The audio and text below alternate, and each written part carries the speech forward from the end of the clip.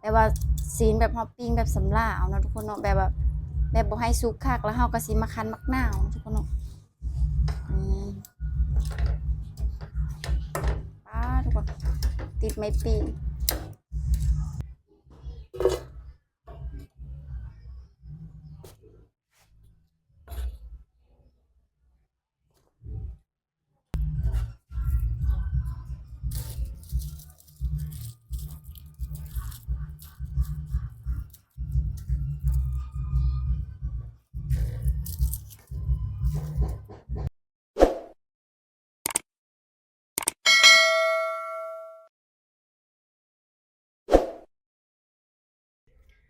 การทักทายสบายดี FC ทุกคนเด้อแล้วก็สวัสดี FC ฟังไทยนำทุกคนวันนี้ก็สะพรก็สิได้มาเฮ็ดกินแรงกันแล้วนะทุกคนวันนี้พิเศษได้เนื้อนะทุกคนเนาะอันนี้คือเนื้อโง่นะทุกคนเอามื้อเช้านี้ทุกคนเอ้ยอันเขาเจ้าอันหุ้มกันแบบว่าบุญปีใหม่เขาเจ้าก็เลยหุ้มนะทุกคนเนาะอีพอก็เลยเอานำเขาเจ้าพูดนึงคนนะพูดละ200,000กีบเงินบาทประมาณ200กว่าบาทนะทุกคน อืมอยู่บ้านสะพอนเนี่ยเขาเจ้าเล่นปีใหม่แล้วเด้อทุกคนเขาเจ้าก็เลยหุ้มโง่นะทุกคนมีบุญแน่บุญอยู่บ้านก็เลยเขาเจ้าก็หุ้มก่อนสะพอนว่าสิเฮ็ดอันปิ้งสำลาแล้วก็มาลาบนะทุกคนเฮ็ดกินแรงไงทุกคนเลยก่อนสิไปฮับเบิ้งฮับส้มกับฝาก FC ทุกคนเด้อกดไลค์กดแชร์กดติดตามช่องสะพอนได้ทุกคนเพื่อเป็นกำลังใจในการในคลิปต่อไปนะทุกคนอันนี้คือเนื้อนะทุกคนเนาะคนอื่นกับสะพอนก็สิมาล้างก่อนนะทุกคน สิมาเลือกกันเนาะได้หลายเติบไปทุกคนอันนี้ก็คืออันเมื่อเช้าในเอสพาเดี๋ยวเอสพากันเอสกินเนี่ยแล้วเด้อทุกคนอันนี้นะมีกระดูกกระหยังมันเนาะทุกคนเนาะนี่ก็คืออันคันน้ามันเด้อทุกคนกระสมมันพูด200,000นะเด้อทุกคนนะเอากระสีปิ้งเอาเนาะทุกคนเนาะสิเอาตอนนี้สิเลอะเด้อทุกคนนะสิเฮ็ดพวกกินแรงนี่นะทุกคนนี่ก็เอาไว้กินมื้อหน้านะทุกคนสิเอ็ดเอาแต่ซ้ำนี้เด้อทุกคนอันนี้ก็เดี๋ยวเราใส่ตู้ไว้อย่างใส่อย่างไว้แล้วทุกคนเนาะพี่สปอนสิล้างก่อนนะทุกคนล้างแล้วก็ไปปิ้ง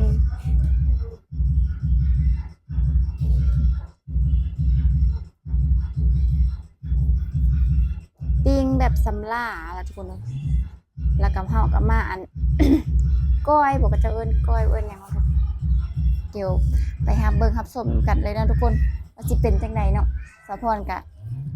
บ่ค่อยเฮ็ดปานใดเนาะเพราะว่าโดนได้กินเธอได้ทุกคนได้ศีล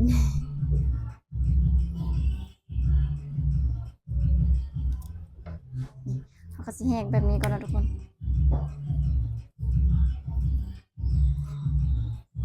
ตอนนี้ก็ไผ่เฮาก็คือจะเป็นก้อแล้วทุกคนเลย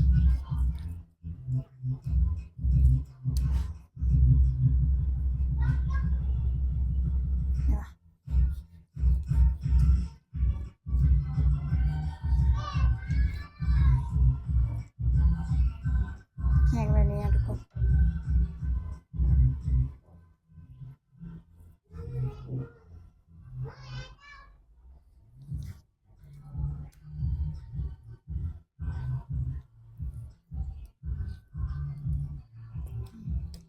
นี่คือเนื้อสดๆเลยเด้อทุกคน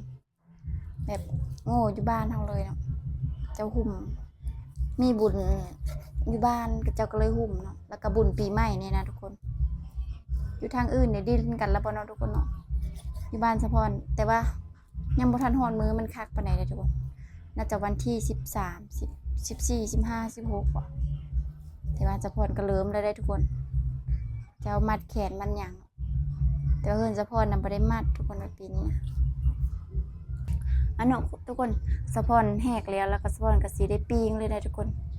ปิ้งเสร็จมีปิ้งนี่เนาะ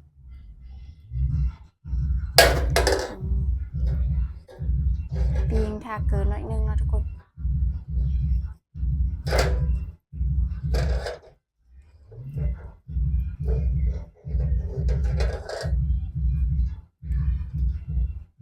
ทุกคนอันนี้ก็สิปิ้งนั่นแหละทุกคนเนาะ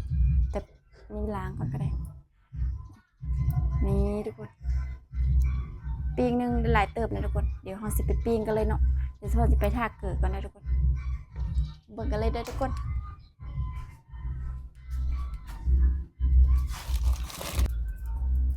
สปอนสิห้วยเกิดเลยทุกคนใส่แต่เกิดเลยทุกคนชานี่นะทุกคน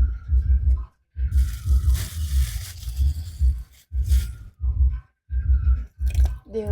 รออีกประมาณจัก5 นาทีทุกคนเลยเพราะว่าให้มันสุกแบบสำลาก่อนนะทุกคนเดี๋ยวเฮาก็สิเอาไปซอย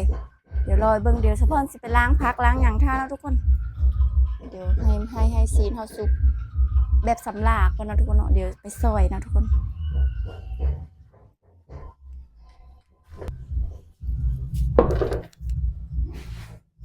นะทุกคนสปอนก็สิได้มาใจโหผักก่อนนะทุกคนเนาะ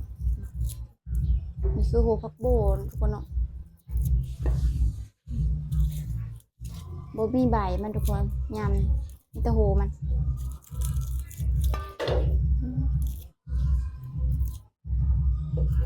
เอากับสิเกมพักเกมอย่างท่านะทุกคนเพื่อซีนเฮามันสุกก่อนนะทุกคนเนาะ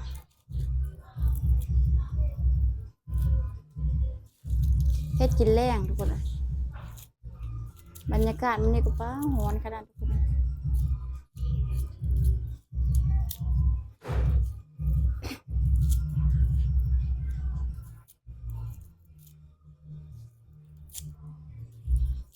แซ่บตาขนาดทุกคน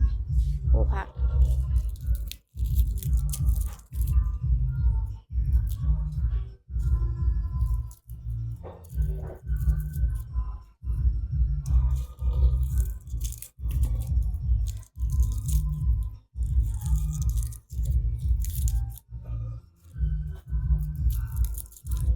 บ่มีผักหอมนะทุกคนมีแต่โหผักกับผักเชิญ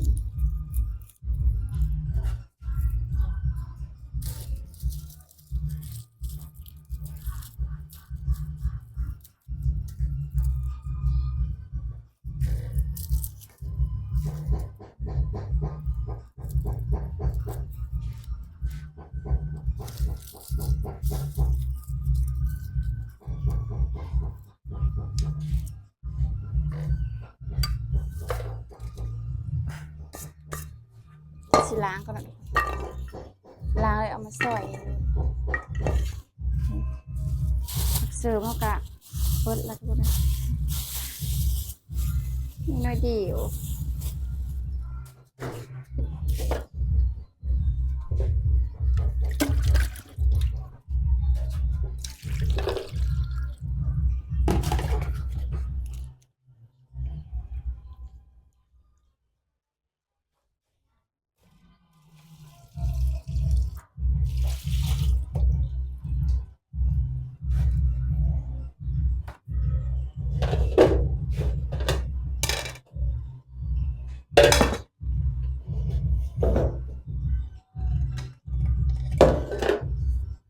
สิใส่แบบนี้เลยเด้อทุกคน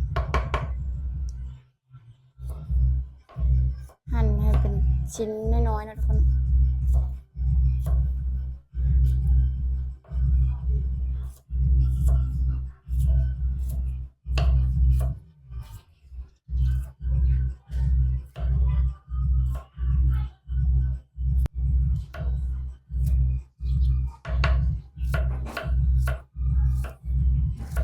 หั่นแบบนี้เลยนะทุกคน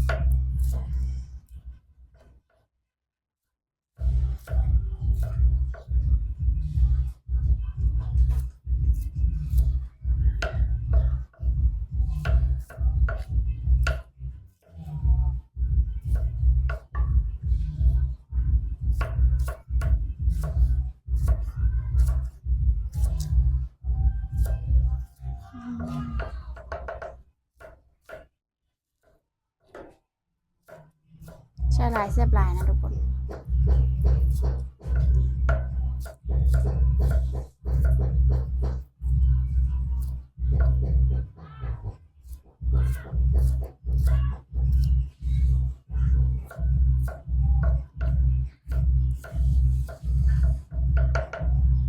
พักกันหน่อยเดียวนะทุกคนพักว่าครบ มีซ้ำใส่ซ้ำมีนะทุกคนนะมันบ่หลายเด้อใส่ซ้ำนี้นะทุกคนพักเนาะค่ะย่ามมันอึดแล้วก็บ่มีนะทุกคนย่ามนั้นนะพอได้กินปุเนาะทุกคนย่ามนี้ก็น้ำแห้งน้ำหยังแล้วน้ำแห้งน้ำอยู่ภายก็แห้งแล้วทุกคนแต่ว่าย่ามนั้นเขาปุมันน้ำหลายเลยถ้าปุอยู่บ้านผัดดินกว้างนะทุกคนมีแต่ดินบ่มีดินปุนี่ทุกคนพักเขาก็แล้วเนาะเดี๋ยวเราไปเบิ่งซีนกันเลยนะทุกคนว่าสุกแล้วบ่เนาะทุกคนเนาะเดี๋ยวเราก็เอามาซอยเดี๋ยวเราพาเขาใส่นี่ก่อนเดี๋ยวมาซอยซีนอีกนะทุกคนเข็มเครื่องท่านะทุกคนไปเบิ่งซีนกันเลยเนาะ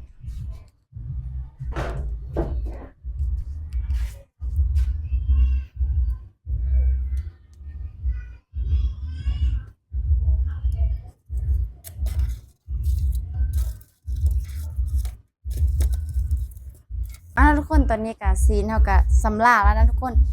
แต่ว่าซุกแบบสำลานะทุกคนแบบน้ำย้อยอยู่นะทุกคนเดี๋ยวสปอนสิเอาไปซอยก่อนนะทุกคนเนาะนี่ทุกคนแบบว่าซีนแบบฮอปปิ้งแบบสำลาเอานะทุกคนเนาะแบบบ่ให้ซุกคักแล้วเฮาก็สิมาคั้นมักนาวทุกคนเนาะป้าทุกคนติดไม้ปีน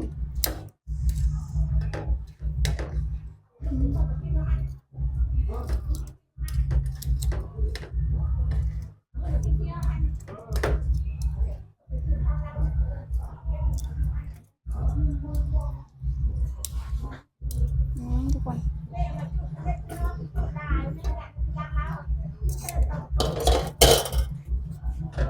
นี่นะทุกคนเนาะวันนี้ก็สะพอนก็สิเริ่มซอยกันนะทุกคนอันนี้คืออันคะน้ามันเนาะเราก็ซอยก่อน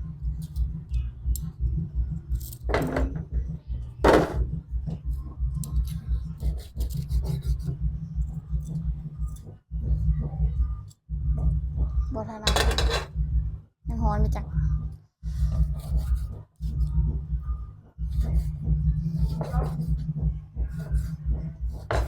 ซอยแบบนี้เนาะทุกคนเนาะ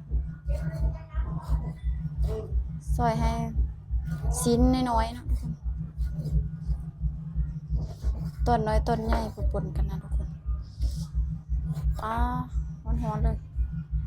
เราสิมาซอยซีนก่อนแบบเยิ้มๆอยู่นะทุกคนน้ำชิ้นน้ำตกปิ้งแบบชิ้นน้ำตก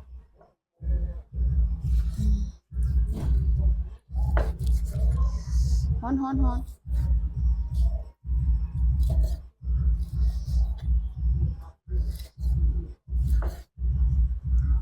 กินกับแจ่วแบบปิ้งแล้วก็ซอยกินกับแจ่วก็แซ่บนะทุกคนแต่ว่าอันนี้นะเขาสิเอ็ดซุปเอ็ดก้อยอ่ะเนาะ แบบลาบปิ้ง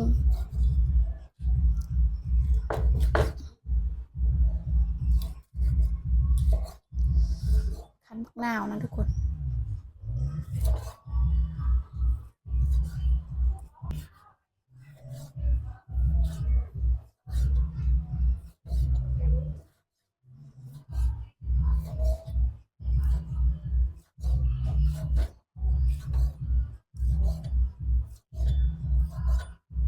ใช่แบบนี้เลยได้ทุกคน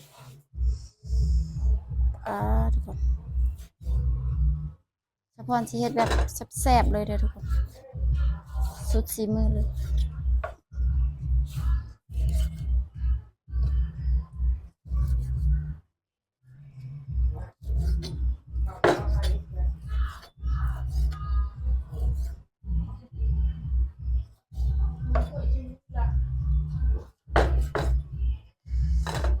ฮ้อนเ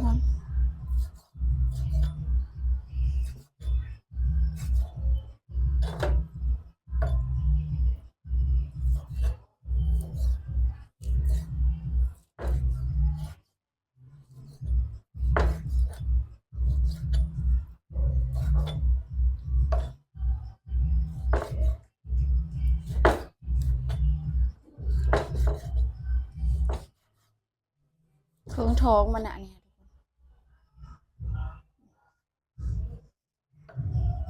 สะพอนกาสิ ซอยตอนใหญ่ๆเลยนะทุกคน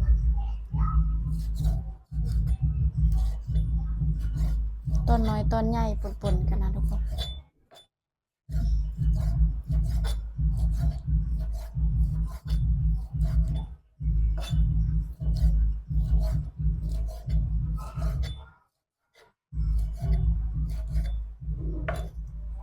ทุกคนได้หลายเติบได้ทุกคนเลยชิ้น3 ตอน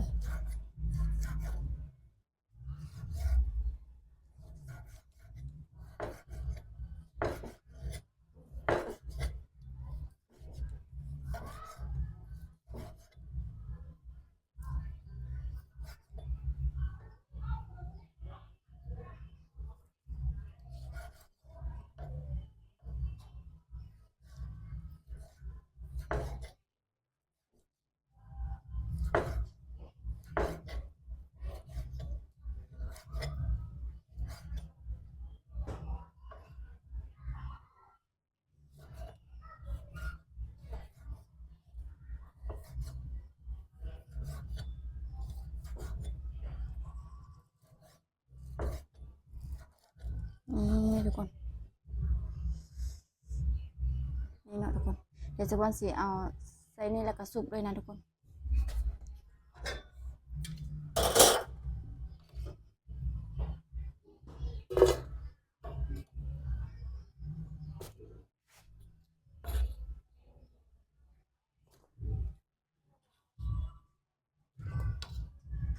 นี่นะทุกคน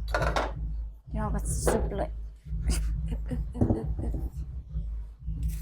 ทุกอย่างตกนี่ทุกคนขั้นตอนที่เราดิคั้นมักนาวนะทุกคนบีบมักนาวลงไปเลยให้น้ำตาลลดชมหน่อยนึงทุกคน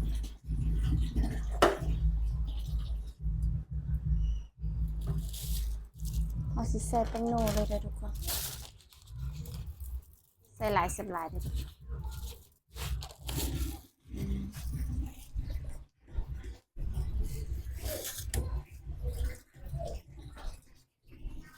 ใส่น้ำปลาเลยนะจะเอาขยำมาทุกคนเนาะ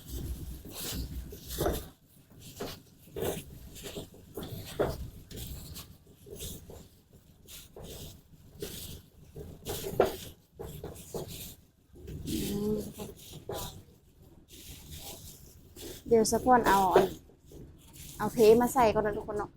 เดี๋ยวรอบแป๊บนึงนะทุกคน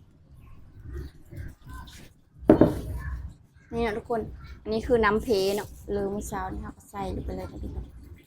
น้อยเดียวนะทุกคนวันนี้เราก็สิใส่มักเพชรก่อน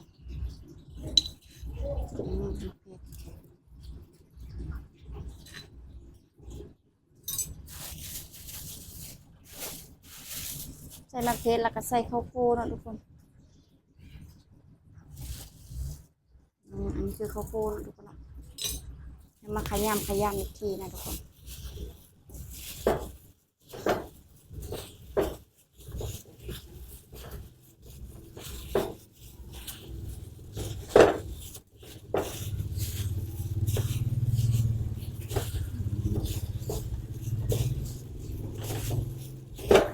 แล้วเราก็เอาพักลงไปเลยนะทุกคน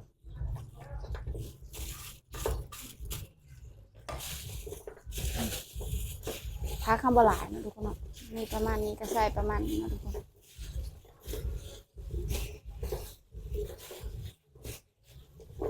นี่ทุกคนหน้าตากับประมาณนี้นะทุกคนเดี๋ยวเราซิมก่อนนะซิมก่อนนะทุกคนว่าเป็นจังได๋แซ่บหรือบ่แซ่บนะทุกคน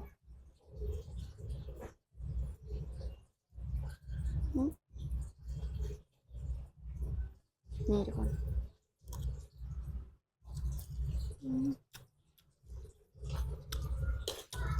แซ่บทุกคนแซ่บเผ็ดน้อยนึงเดี๋ยวใส่น้ำปลาก่อนแซ่บในสภาพสิตักกินเลยนะทุกคน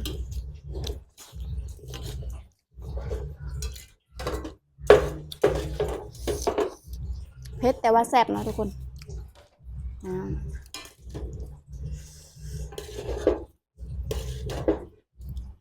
จะได้บ่มีพักกลับทุกคนเอ้ย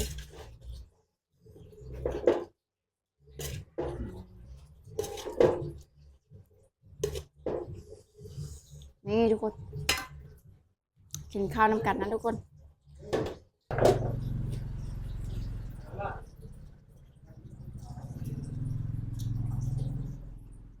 อันนั้นทุกคนเฮาก็เฮ็ดแล้วนี่ก็คือลาบนะทุกคนแต่ว่าบ่มีพักนะทุกคนเนาะกินกับข้าวนี่ทุกคนข้าวเหนียวนะทุกคนเนาะเฮากินตลอดมาเลยทุกคนกินข้าวน้ำกันตอนแรงๆอืมแซ่บทุกคนอืมลองเฮ็ดกันเลยทุกคนแซ่บนะอืม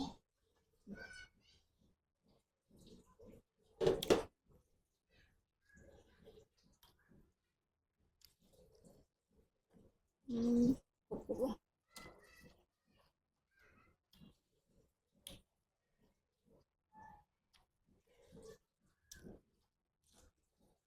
อืม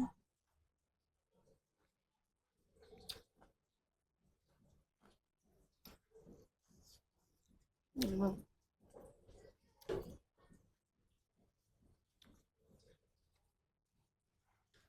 เอาทุกคน